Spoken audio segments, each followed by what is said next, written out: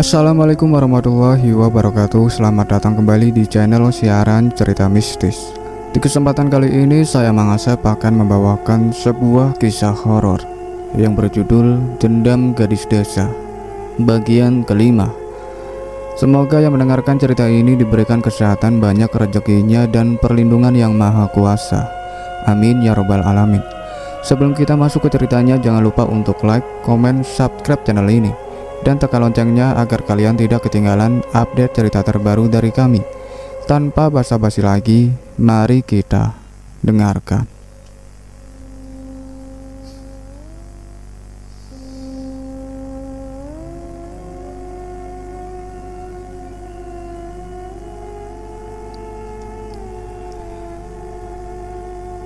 Si polisi tersenyum di kulum. Namun, apapun yang mereka makan, tak ada bedanya, bukan? Lalu, siapa mereka itu? Off the record ya? Si Ajun inspektur merendahkan suaranya. Mereka ketua dan wakil ketua Dewan Komisaris Hotel Haram Jadah ini. Adapun kedudukan mereka secara resmi di mata umum ialah inspektur. AKP Tarigan menggeram dari meja teleponnya. Siap, Komandan. Instruksikan anak-anak yang saat ini berkeliaran di setiap sudut hotel. Tamu-tamu harus diperlakukan lebih lunak. Penggeledahan tunda sebentar sampai surat perintahnya diturunkan. Mengerti? Siap, Komandan. Jawab yang diperintah tegas. Lantas sambil berlalu, ia mencibir ke arah Ramandita. Nah, apa ku bilang? Bisiknya masam. Dokter. Suara AKP Tarigan masih tetap angker, namun kali ini lebih lembut. Dokter kepolisian berkepala botak yang sedang melap keringat di jidatnya menoleh. Sebaiknya barang busuk itu kita pindahkan, dokter. Sekarang juga. Benar, makin cepat makin baik. Kita harus menghindari skandal, bukan? AKP Tarigan menyeringai kecut. Lalu, rencana Anda dengan dukun itu? Nanti sajalah itu kita pikirkan. Kau sendiri juga menentangnya, bukan? Entahlah, bahkan aku meragukan apakah aku masih berpikiran saat sekarang ini. Si kepala botak menggeleng-geleng hilang akal, lalu memerintahkan para pembantunya untuk melaksanakan perintah Tarigan. Saat itulah Ramandita teringat pada tugas rutinnya, tetapi ia ragu-ragu. Apa gunanya ia memotret toh tak dapat dimuat? Nanti pun ia dapat meminjam dari bagian identifikasi kepolisian. Bung Ramandita. Seseorang tiba-tiba menyapanya dengan nada hati-hati. Ramandita menoleh dan seketika berhadap muka dengan seraut wajah laki-laki bertampang menarik, tetapi jelas sedang gelisah. Laki-laki bersetelan lengkap dan perlente itu menambahkan, saya dibisiki Pak Komandan mengenai Bung. Dia mestinya meminta izinku lebih dulu. Rungut Ramandita berseloroh seraya menggilir ke arah Tarigan yang sedang sibuk memberi perintah pada salah seorang anak buahnya. Si perlente tidak tergugah oleh seloroh Ramandita. Ia tetap saja gelisah. Berkenan ikut dengan saya, sebentar saja, katanya memohon. Ayolah. Ramandita menyatakan setuju. Ia gembira karena dapat menjauh dari onggokan bekas manusia di tempat tidur. Diam-diam ia juga berharap orang ini punya sesuatu. Paling tidak, petunjuk bahwa onggokan tulang-tulang mengerikan itu bukanlah hasil perbuatan si Nona. Mereka berdua turun dengan lift ke lantai bawah, kemudian masuk ke kantor hotel yang nyaman dan mewah. Ramandita dipersilahkan duduk, ditawari minuman yang tentu saja. Disambut Ramandita dengan senang hati. Dari tadi kerongkongnya sudah kering. Dadanya lebih-lebih lagi. Mengapa semua mimpi buruk ini harus terjadi? Bung ini wartawan, bukan? Si perlente bergumam resah. di balik mejanya. Sebelum Ramandita mengiyakan, ia sudah meneruskan. Saya sangat berterima kasih bahwa Pak Tarigan tidak memperkenankan nyamuk pres berkeliaran di dalam hotel kami malam ini. Menakjubkan bahwa Bung menerobos pengawalan ketat anak buah beliau. Itu urusanku, desis Ramandita, mulai curiga apa maunya orang ini. Betul, saya setuju dan tak akan ribut mengenai itu. Si Perlente menyela dengan suara was-was. Soalnya dia sudah diberitahu bahwa dia bakal jatuh sebagai korban berikutnya. Saya ajak Bung ke kantor saya adalah untuk membicarakan hal lain. Saya bertindak atas nama direktur hotel. Kami berharap Bung bersedia melakukan kerjasama. Untuk? Iya, kami tak berhak melarang Bung memuat berita mengenai skandal mengerikan di suite 607 tadi. Kami hanya dapat berharap, kalaupun Bung muat juga beritanya, tolonglah nama hotel kami tidak disebut-sebut, walau inisialnya sekalipun. Bila itu sampai terjadi, Bung dapat bayangkan sendiri. Ramandita mengerut tak senang. Tamu-tamu kalian akan mengingat ketakutan, bukan? Desa-desu akan tersebar luas, lalu kalian bangkrut sebelum sempat menarik napas. Syukurlah Bung memahaminya. Lantas, pertama-tama akan saya tulis cek tunai atas nama Bung. Si Perlente membuka tas kerjanya, mengeluarkan buku cek dan pulpen. Siapa penulis di selembar buku berharga itu? Apakah 10 juta rupiah cukup? Jadi itulah semuanya, pikir Ramandita, mulai kesal. Tak ada petunjuk, tak ada bantuan apapun untuk meyakinkan alibi si Nona. Dan itu hanya menjurus ke satu hal saja. Ramandita terpaksa mengikuti jalan pikiran Haryanto. Ia tidak memperlihatkan kekesalannya, justru timbul pikiran iseng. Sekadar mengaturkan pikiran tegang. Ia menengus acuh tak acuh, tetapi kata-katanya diberi tekan khusus. Reputasi terkadang saat mahal harganya, bukan? Benar. Si Perlente menyetujui sambil dahinya mengerut. Untuk itu, kami bersedia menaikkan jadi 15 juta rupiah. Bagaimana? 50 juta. Ramandita nyeletuk seenak perutnya saja. Laki-laki gagah di belakang meja berlabel manajer itu menyeringai kecut. Saya yakin Pak Direktur tidak akan keberatan dengan 20 juta, katanya bimbang. 50. Begini Bung Ramandita, seperti Bung tahu sendiri, apa yang ku ketahui itu urusanku, ujar Ramandita dengan wajah dibuat sekeren mungkin. Di dalam hati ia tertawa. Intermezzo ini benar-benar menyenangkan. Situ yang harus mengerti bahwa aku tak bisa makan sendiri. Aku punya beberapa teman lain yang pasti akan bertanya-tanya. Dan mereka semua tentu saja punya mulut untuk disuapi. 50 juta tak kurang. Wah, saya harus berbicara dulu dengan Pak Direktur. Tetapi saya khawatir beliau. Teruskanlah berkhawatir, selamat siang, dengus Ramandita. Lalu dengan wajah galak bangkit dari kursinya, bersiap-siap pergi. 50 juta, baiklah. Si Perlente menyerah. Saya mungkin dapat teguran keras atau dikenakan sanksi potong gaji, tetapi saya belum siap untuk pindah kerja di tempat lain. Duduklah Bung, sementara ceknya saya isi. Ramandita tidak duduk. Tak perlu, katanya. Tetapi si Perlente pucat pasi wajahnya. Dengan wajah berubah iba kasihan, Ramandita mengurai senyuman manis di bibir. Ketahuilah kawan, ada satu hal yang paling tak kusukai dalam hidup ini, yakni diperas orang, katanya seraya mengawasi wajah si Perlente yang tampak kebingungan. Maka itu, selalu kuingatkan diriku agar tidak melakukan hal yang sama terhadap orang lain. Paham? Wajah si Perlente berubah cerah. Paham, katanya Ria. Jadi, Bung tak keberatan dengan 10 saja. 1 sen pun haram ku terima. Saya tak mengerti. Situ akan mengerti bila menghentikan kebiasaan menyuap mulut orang lain dengan cara kotor. Maaf, keadaan memaksa saya.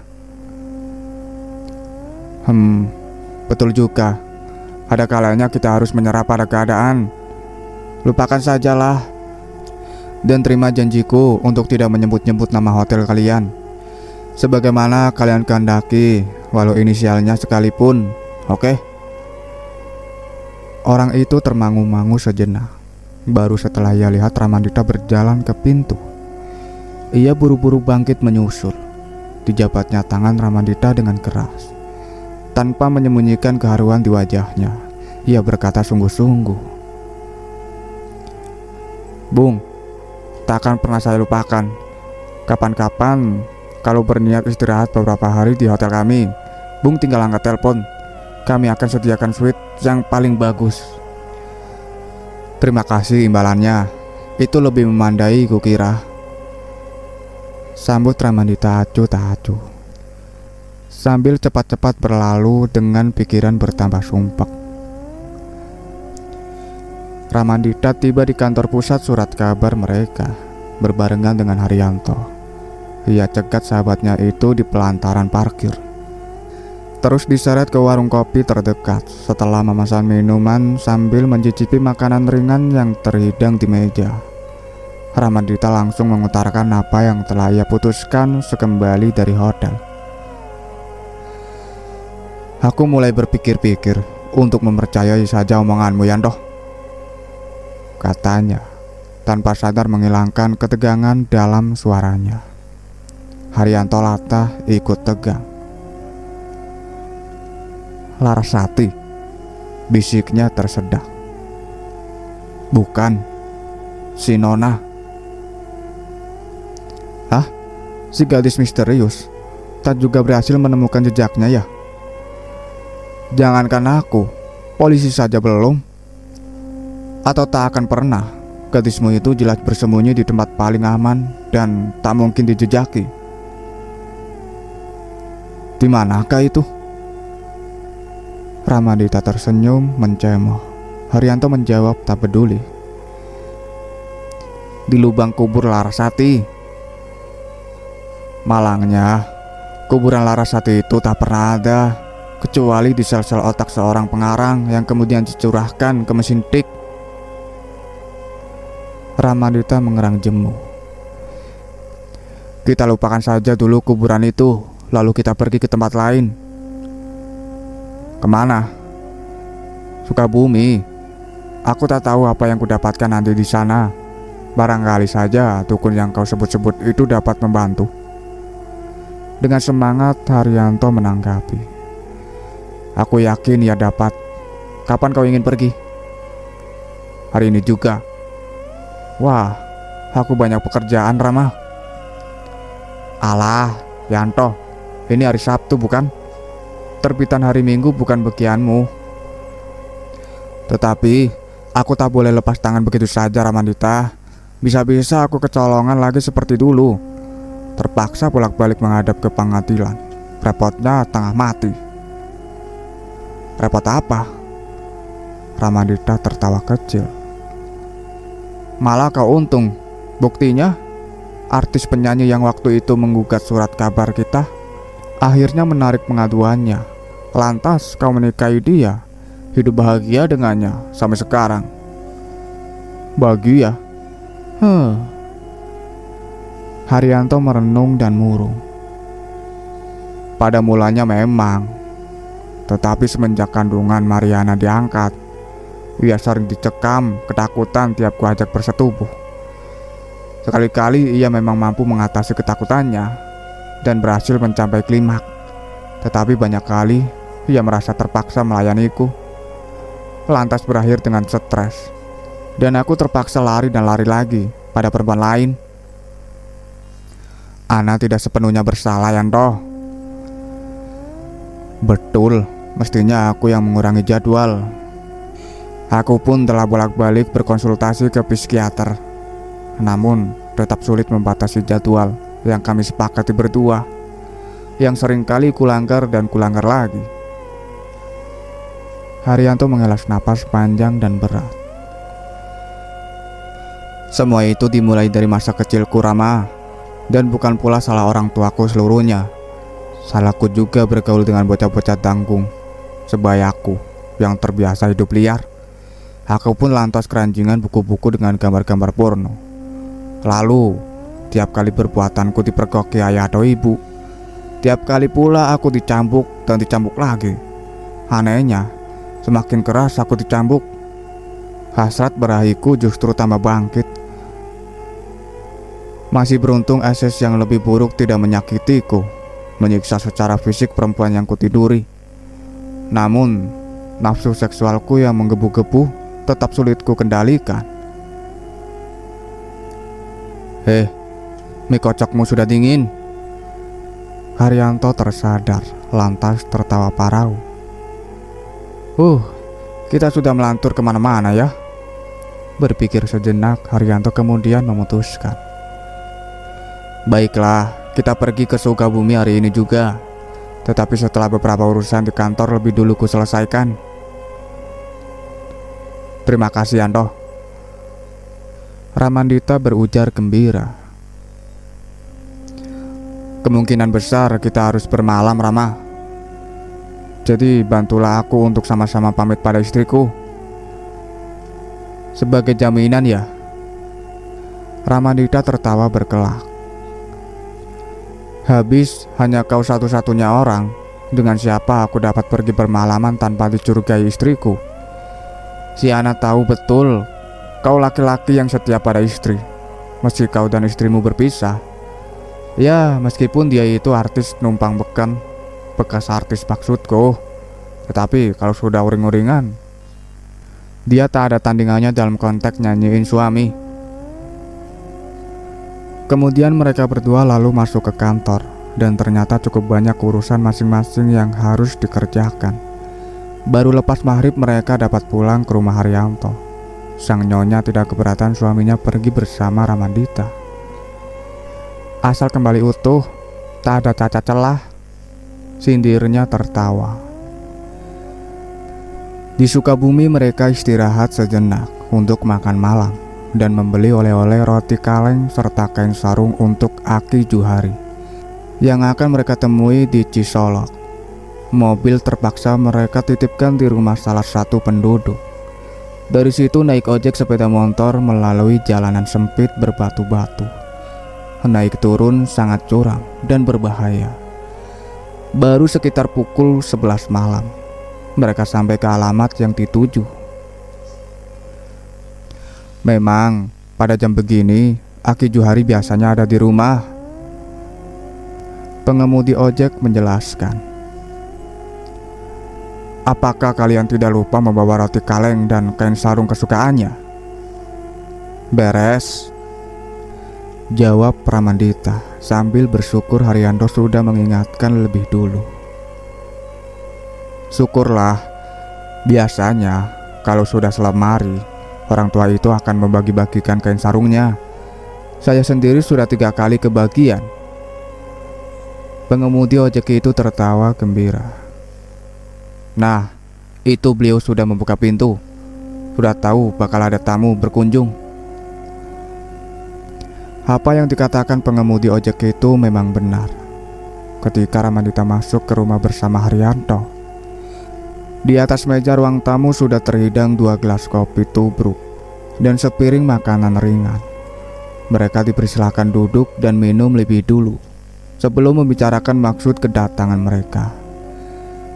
Sembari mencicipi kopi hangat yang terasa sangat nikmat karena hawa malam yang dingin menggigit, Ramandita mempelajari tuan rumah. Orangnya tampak biasa-biasa saja, tidak terlalu tua. Meski menurut Haryanto konon, Usianya sudah mencapai 1 abad. Tutur kata maupun pendengaran tuan rumah pun masih jelas dan teratur. Gerak-gerik tetap energi. Aki Johari berkain sarung dan baju sontok saja, tak sebagaimana dibayangkan dan ditulis Ramandita dalam novel-novel misterinya. Pakai ikat kepala, sarung disandangkan di pundak, plus kalung dan gelang akar bahar. Wajah Aki Johari pun tidak kecut. Matanya tidak kemerah-merahan, sikapnya tidak menakutkan. Aki Johari lebih mirip ustadz di tempat-tempat pengajian yang sesekali diikuti Ramandita. Selesai mencicipi hidangan, Aki Johari tiba-tiba berujar, "Kalian mau minta bantuan mencari seorang perempuan ya?" Tentu saja Ramandita tersendak.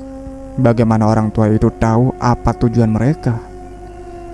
Ia melirik kawannya yang mangut-mangut dengan sikap tenang, tanpa memperlihatkan keheranan sedikit pun juga. Aki Johari meneruskan lagi dengan tutur kata yakin, "Yang kalian cari bukanlah perempuan sembarangan, melainkan perempuan yang ada kaitannya dengan alam gaib. Ada kekuatan jahat bersembunyi di balik tubuhnya, dan kekuatan jahat itu telah mengambil korban orang-orang yang tak berdosa. Apakah aku benar?" Tak pelak lagi Ramandita bertanya takjub, "Bagaimana Aki mengetahuinya?" "Dengan melihat wajahmu, Naramandita." "Oh, dapat memberikan ciri-ciri perempuan itu?" Ramandita segera mengeluarkan amplop tebal yang sengaja dibawanya. Sketsa yang menggambarkan wajah kasar si nona ia perlihatkan pada orang tua itu yang mempelajarinya dengan seksama. "Gadis muda, lagi cantik rupawan," gumamnya menggeleng. "Wajahnya begini polos dan lugu, tak tampak seperti orang berdosa, apalagi memiliki ilmu hitam yang jahat." Aki Johari kemudian menanyakan bagaimana mulanya Ramandita berkenalan dengan gadis itu, dan juga mengapa gadis itu dicurigai telah mengambil korban, dan bagaimana keadaan korban-korban yang dimangsanya. Orang tua itu mendengarkan dengan serius, dan dahinya menggerut ketika Ramandita menuturkan keheranannya. Bagaimana mungkin tokoh dalam cerita fiksi yang ia tulis muncul di dunia nyata? Aki Johari kemudian bertanya hal-hal yang lebih detail. Setelah Ramandita teringat, ia lalu menceritakan mengenai malam berkabut serta obrolan iseng dengan Haryanto di percetakan. Si orang tua lantas mangut-mangut mengerti katanya. "Aku selalu bernasihat pada anak-anak muda agar tidak berucap atau bertingkah laku sembrono tanpa lebih dulu dipikirkan buruk baiknya. Nasihatku adalah bila tersesat di hutan, jangan sebut-sebut harimau. Bila pikiran kita sedang gelap, jangan panggil-panggil setan." Ramandita menahan napas. "Jadi disitulah letak kesalahanku," desahnya gelisah. "Tetapi Ki, sesungguhnya aku tak pernah percaya bahwa hantu itu benar-benar ada." "Hantu, anakku?" Aki Johari tersenyum. "Hanyalah istilah secara umum kita menyebutnya setan. Setauku setan hanya ada dalam diri manusia." Ramandita terpancing berdebat. "Itu memang betul, Nak. Tetapi setan juga ada di luar diri manusia. Apalagi bila manusia itu lemah imannya. Kalau tak lemah iman, mungkin lemah mental atau juga fisik.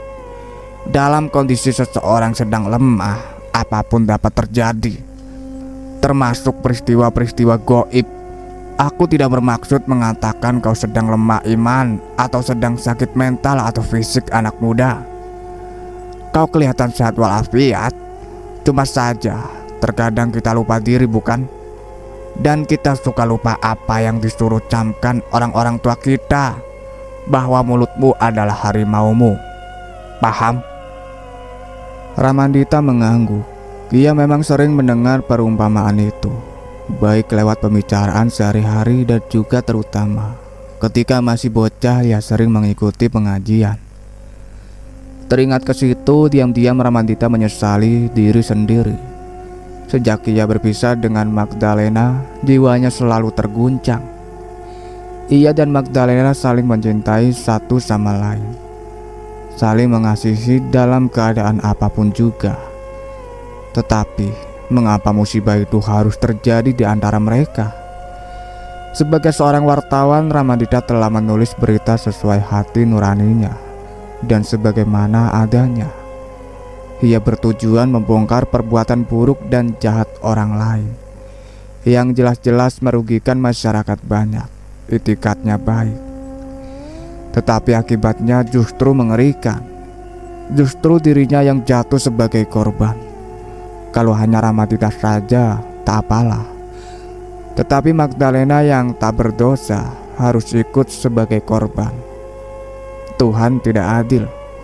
Begitulah Ramandita sering mengeluh. Dan ia pun mulai melalaikan apa yang pernah didapatinya dari orang tua maupun guru mengajinya. Aki Juhari benar sekali. Belakangan ini iman Ramandita semakin lemah. Lalu Tuhan pun mengujinya, melimpahi Ramandita dengan cobaan berat yang tak masuk di akalnya pula. Ramandita keranjingan menulis berita kejutan. Salah satu berita yang ia tulis 2 tahun yang lalu menyebabkan seorang bupati terpaksa dicopot dari kedudukannya. Dalam suatu perjalanan keliling ke daerah, Ramandita berhasil mengungkapkan informasi yang dapat dipertanggungjawabkan, bahwa sejumlah tender proyek besar di daerah tersebut senantiasa dimenangkan secara bergiliran oleh salah satu dari 5 perusahaan yang bernaung di bawah satu grup. Masing-masing perusahaan itu dipimpin oleh seorang direktur yang ternyata hanya berkuasa di atas kertas saja. Mereka digerakkan oleh orang-orang lain yang berdiri di belakang layar dengan posisi sebagai anggota Dewan Komisaris.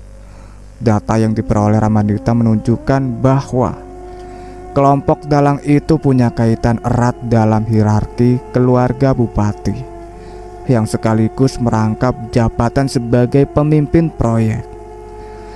Informasi yang diperoleh Ramandita dari perusahaan saingan yang dengan sakit hati terpaksa gulung tikar, itulah yang menyebabkan bupati setempat dimutasi ke kantor gubernur menepati sebuah meja tanpa telepon, tanpa anak buah, dan kecuali seorang sekretaris. Tetapi Ramandita tidak mau berhenti sampai di situ saja. Manusia-manusia brengsek harus menerima hukuman yang setimpal dengan perbuatannya. Demikian Ramandita berpikir, dan Ramandita beruntung. Salah satu grup perusahaan itu terbukti pernah melakukan manipulasi pajak besar-besaran yang menyebabkan negara dirugikan sekitar 2 miliar. Tetapi berkat pengaruh sang bupati, manipulasi itu berhasil ditutupi. Tetapi korban manusia jatuh karenanya. Salah seorang staf inti di perusahaan itu berniat membongkar rahasia setelah istrinya beberapa kali dijinahi pimpinan perusahaan itu sendiri. Tak kuat menanggung aib, si istri bunuh diri. Suaminya kemudian minta berhenti, tetapi sebelumnya berhasil mencuri sejumlah dokumen yang ia curi tak pernah ditemukan, karena dokumen itu telah ia titipkan pada seorang kepercayaannya, dan orang itulah yang menyerahkan pada Ramandita dengan syarat identitasnya tidak diungkapkan. Ditambah informasi lainnya, Ramandita kemudian memuat lengkap isi dokumen itu di surat kabar tempatnya bekerja. si bekas bupati beserta mertuanya yang pimpinan perusahaan dimaksud. Tentu saja kalang kabut. Ada indikasi kuat mereka terlibat dalam pembunuhan itu, dan bayangan jeruji penjara sudah tak terletakkan lagi. Lalu tekanan dan teror mental pun muncul dari mana-mana yang mau tak mau membuat Ramadita berwaspada. Sayang, ia lengah. Suatu malam ketika ia beristirahat di sebuah villa milik almarhum mertuanya, ia dan istrinya didatangi 3 orang tamu tak dikenal dengan berpura-pura sebagai petugas kelurahan setempat yang ingin membicarakan rencana perayaan hari kemerdekaan. Ketiga laki-laki itu dipersilahkan masuk, dan terjadilah apa yang seterusnya menjadi trauma dalam kehidupan rumah tangga Ramandita. Selagi Magdalena pergi ke dapur untuk membuatkan minuman, salah seorang tamu bergerak cepat. Tahu-tahu saja ia sudah berdiri di belakang Ramandita dengan mata sebilah pisau komando menempel di leher Ramandita. Pelayan yang terbaring sakit di kamarnya diringkus. Magdalena yang tak menduga apa-apa diseret dari dapur. 3 laki-laki misterius itu bekerja tanpa banyak bicara. "Kalian berdua akan kami biarkan tetap hidup," kata salah seorang laki-laki itu. "Tetapi hidup yang akan penuh penyesalan."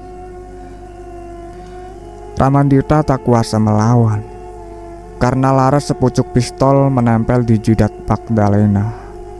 Mulut Ramandita disumpal dengan isolasi plastik lebar yang mereka keluarkan dari tas yang mereka bawa ke villa itu. Dengan isolasi itu pula Ramandita diikat kuat ke lemari besar di ruangan tengah. Dengan ngeri ia hanya dapat melihat bagaimana lengan Magdalena kemudian ditusuk dengan sebuah alat suntik, lalu dipaksa rebah telentang di lantai. Tetap dengan todongan laras pistol di jidatnya disertai ancaman, "Bertingkah macam-macam, kepalamu hancur." Menit demi menit berlalu, tak terjadi apa-apa. Ramandita yang semula menduga istrinya diberi suntikan morfin dalam dosis tinggi, kemudian melihat bagaimana Magdalena mulai menggeliat resah, mengerang secara aneh, dan matanya bergerak liar. Lelaki bersenjata tadi segera mengangkangi tubuh Magdalena dengan mulut menyeringai. "Kau pasti ingin ke surga bersama aku, bukan?" Lelaki itu berkata menyeringai. Lalu dimulailah perkosaan itu. Mulanya Magdalena melakukan perlawanan, tetapi lambat laun berubah menunjukkan reaksi menyambut. Begitu bergairah dan bernafsunya, sehingga Ramandita segera menyadari bahwa yang disuntikan ke tubuh Magdalena adalah obat perangsang yang kuat. 2 laki-laki lain bertopeng segera pergi keluar rumah, tentu saja untuk berjaga-jaga, dan si tokoh pimpinan yang tak mengenakan penutup muka sama sekali naik turun dengan leluasa di atas tubuh Magdalena, bergulingan di lantai dalam luapan nafsu seksual yang menggebu-gebu. Ramandita hanya mampu menyumpah-nyumpah ketika terdengar rintihan nikmat dan senang dari mulut Magdalena kala istrinya mencapai klimaks seksual. Sambil tertawa kecil ia berkata pada Ramandita, "Istrimu bukan saja cantik, tetapi juga hebat dalam bercinta." Magdalena yang masih terkulai letih kemudian disepak pada tenguknya. Laki-laki itu kemudian berlalu sebelum lenyap. Ia sempat berkata kaku, "Om Tarjo memang punya banyak cara untuk melumpuhkan wanita." Disitulah kuncinya. Sutarjo, pimpinan perusahaan yang terlibat manipulasi dan pembunuhan, itulah yang jelas dimaksudkan oleh laki-laki yang kemudian menghilang bersama 2 temannya itu. Kalimat perpisahan yang menentukan itulah yang kemudian dipakai sebagai patokan oleh Ramandita. Dibantu oleh Robinson Tarigan dan dibekali rekomendasi dari seorang perwira tinggi di Mabes Polri, Ramandita akhirnya berhasil melacak si lelaki yang ternyata seorang bekas residivis kelas kakap di Jakarta. 3 bulan kemudian, bekas bupati dan mertuanya terlibat dalam suatu perkelahian di komplek penjara. Si mertua mati terbunuh. Si bekas bupati lebih beruntung, ia berhasil diselamatkan petugas yang cepat turun menguasai keadaan. Tetapi bekas bupati itu harus meringkuk di penjara dengan tubuh cacat di sana-sini sepanjang hidupnya. Ramandita telah melampiaskan dendam kesumatnya secara tuntas. Tetapi di balik pembalasan dendam itu, ia juga jatuh sebagai korban. Selain biaya materi yang tak sedikit untuk melaksanakan dendamnya, ia juga terpaksa harus melepaskan Magdalena. Aku selalu dihinggapi perasaan bahwa kau pasti jijik padaku. Teringat peristiwa di villa malam itu. Begitu ucap Magdalena dengan tabah. Aku juga mencintaimu, Rama, dan cintaku padamu tak akan pernah berakhir. Tetapi cinta saja tidaklah cukup, bukan? Kemudian Magdalena pergi. Magdalena tidak mau menerima kenyataan bahwa semua itu terjadi bukan atas kehendak mereka berdua. Satu-satunya yang masih dapat kita lakukan, Rama, katanya beberapa waktu kemudian, adalah bertemu 1-2 jam sekedar melepas rindu. Sampai akhirnya cinta itu mati dengan sendirinya dan kita tidak lagi terkait satu sama lain. Nah, Haki Juhari membuyarkan lamunan Ramandita. Tugaskulah untuk membantu Ramandita sedapat-dapatnya. Maafkanlah aku sebentar.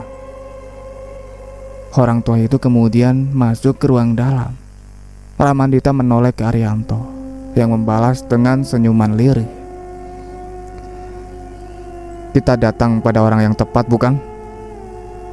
Haryanto bergumam pelan.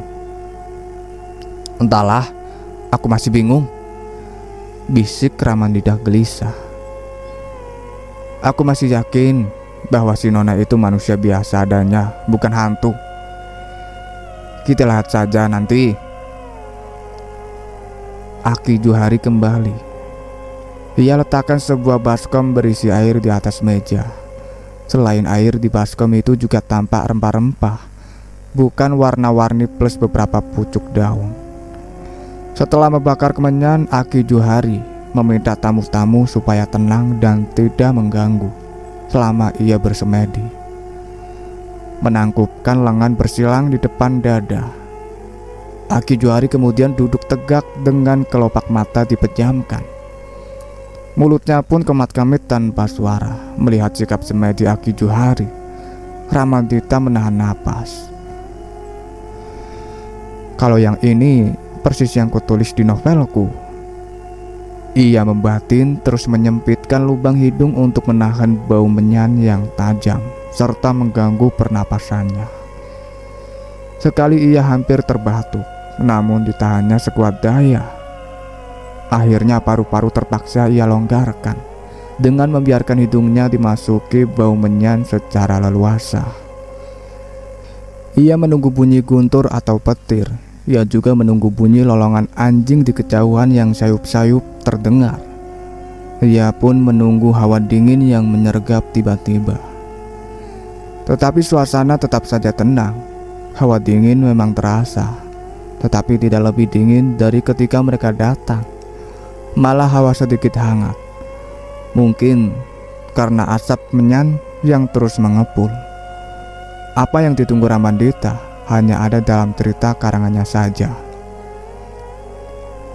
Haki Juhari membentak mengejutkan. Kelopak matanya terbuka nyalang, menatap lurus ke baskom. Ramandita sempat kaget mendengar suara orang tua itu tiba-tiba memecahkan keheningan. Dan meski sudah sering ia tulis dalam novel-novelnya, dia dibuat lebih kaget ketika menyaksikan bagaimana dedaunan serta bebungaan di permukaan air dalam baskom satu demi satu menyisi sendiri. Begitu pula rempah-rempah yang terbenam di dasar baskom, hingga tinggal di lingkaran air bening serta dasar baskom yang putih berkilauan, memantulkan cahaya lampu di atas mereka. 1-2 detik permukaan air tampak bergetar, kemudian diam.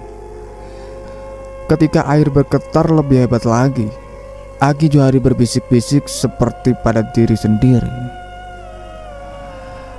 Aku melihat perempuan-perempuan berkeliaran di sebuah ruangan besar dan pengap oleh bau asap rokok. Aku melihat banyak laki-laki hilir mudik, laki-laki berseragam, ada yang bersenjata. Polisi. Ramandita melirik ke permukaan air. Kecuali getaran air, ia tidak melihat apapun lagi.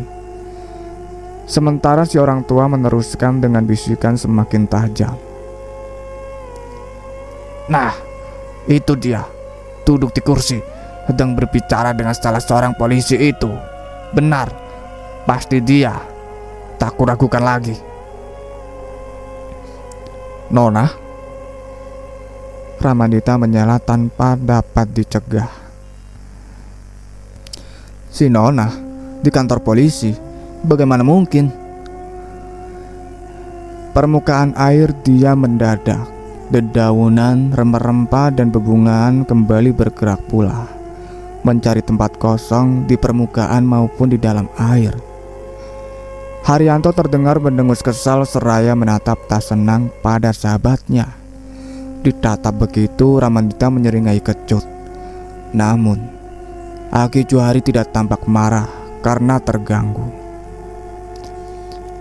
Aki Johari bangkit dari duduknya, masuk cepat ke dalam dan keluar lagi dengan sebuah boneka kayu serta 2 batang paku. Mumpung dia masih di sana, katanya tersengal-sengal. Mumpung pula dia tak siap menghadapi kita, biarlah dia kulumpuhkan lebih dulu. Dan sebelum Ramandita sempat berkomentar, Aki Johari sudah menusukkan ujung-ujung paku ke lutut-lutut boneka kayu. Dengan paku-paku tetap tertancap, boneka kayu dicemplungkan si orang tua ke dalam baskom. Kayunya sudah basah semua. Perempuan itu tak sempat lagi mengetahui siapa yang tiba-tiba melumpuhkannya. Ia tak sempat lagi melakukan balasan. Habis berkata demikian, Aki Johari masuk lagi ke ruang dalam. Secepat ia masuk, secepat itu pula keluar lagi. Ia memegang sesuatu.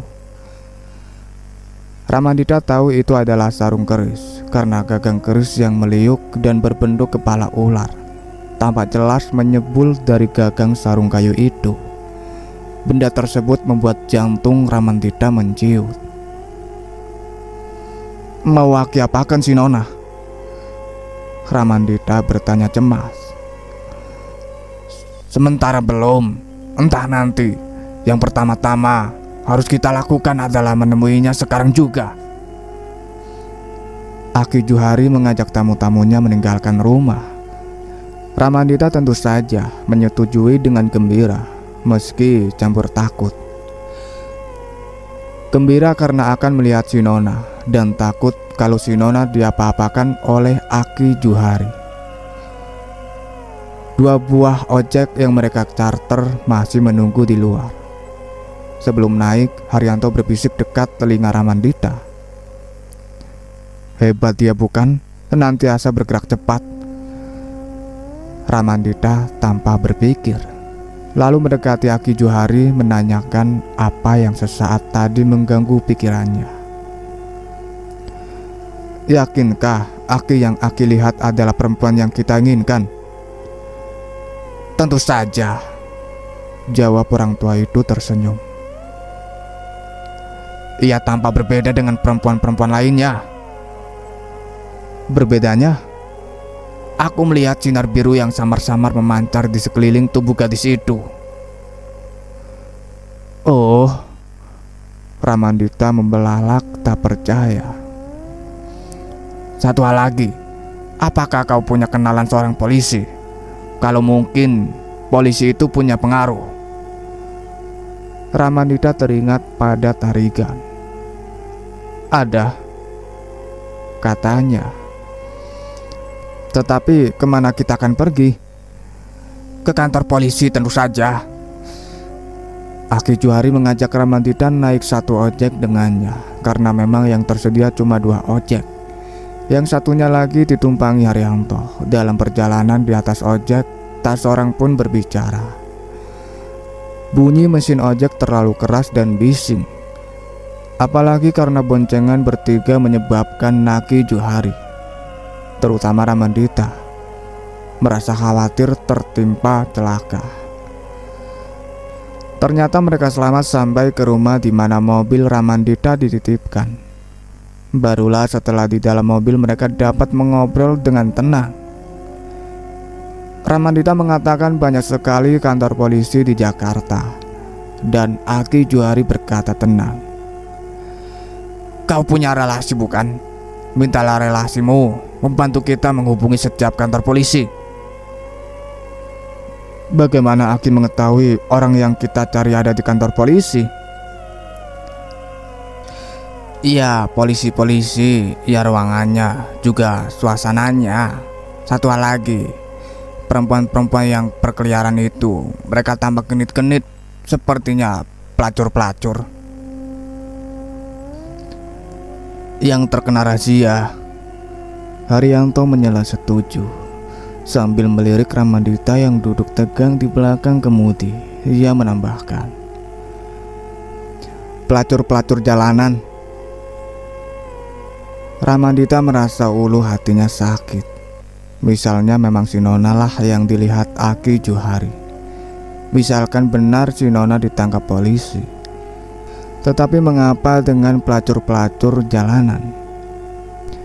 Apa sebab si Nona dijaring polisi di Susila?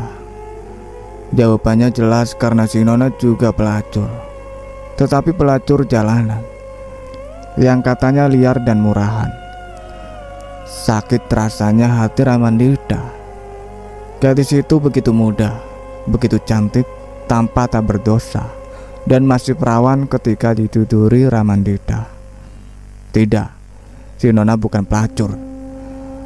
Ataukah barangkali si Nona kemudian jadi pelacur setelah Ramandita merenggut kegadisannya secara tidak bertanggung jawab. Lalu, mengapa si Nona harus terlibat dalam kasus kerangka berpakaian seragam dan kasus kerangka di kamar hotel? Ya Tuhan, semoga semua itu hanya kebetulan belaka. Biarlah si Nona akhirnya terjerumus jadi pelacur. Tetapi janganlah ia jadi pembunuh. Pembunuh mengerikan pula. Ramandita berdoa dan terus berdoa. Dengan pikiran semakin kalut, dalam kekalutan pikiran itu sempat terlintas kemungkinan lain di sel-sel otak Ramandita yang berlari-lari semrawut. Mungkinkah peristiwa yang sama telah terulang? Seperti dulu peristiwa terkutuk di villa bersama Magdalena, bahwa seseorang atau sekelompok orang tengah merencanakan sesuatu untuk mencelakakan dirinya. Tetapi siapa? Ramandita memutar otaknya yang sudah letih semenjak berita besar yang dibuatnya 2 tahun yang lalu dengan Magdalena jatuh sebagai korban. Ia sudah tak bergairah lagi menulis berita-berita sejenis. Timbul semacam pendirian yang terkadang membuatnya hilang percaya diri. Buat apa kita membongkar kebenaran kalau kebenaran itu akhirnya menghancurkan diri kita sendiri? Sekadar pelipur lara, sesekali ia membuat juga berita atau analisis yang sesuai dengan hati nuraninya.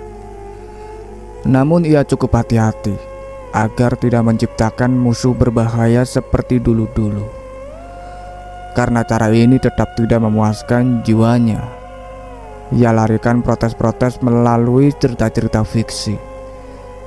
Ia memang memperoleh kepuasan walau sifatnya semu, tetapi sekurang-kurangnya ia tidak lagi menciptakan musuh yang dapat mengorbankan orang lain di sekitarnya, apalagi orang yang dicintai. Untuk jatuh cinta saja sudah mulai hilang keberanian Ramandita. Ataukah diam-diam ia sudah berpikir untuk memulai lagi dengan si Nona? Cukup sekian ceritanya sampai di sini. Nantikan kelanjutan ceritanya saya akhiri. Wassalamualaikum warahmatullahi wabarakatuh.